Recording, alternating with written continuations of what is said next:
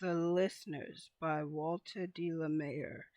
Is there anybody there? Said the traveler, knocking on the moonlit door, and his horse in the silence champed the grasses of the forest's ferny floor, and a bird flew up out of the turret above the traveler's head, and he smote upon the door again a second time.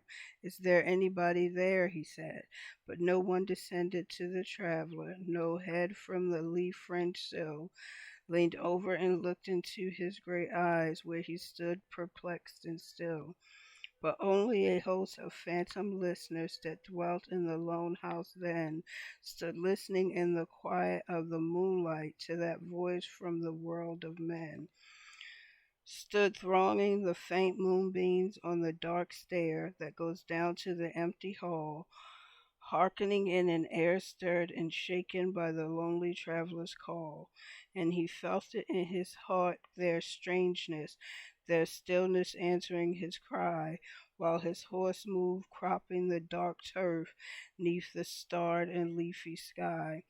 For he suddenly smote on the door even louder and lifted his head.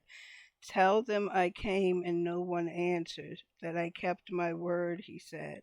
Never the least stir made the listeners, though every word he spake fell echoing through the shadowiness of the still house from the one man left awake.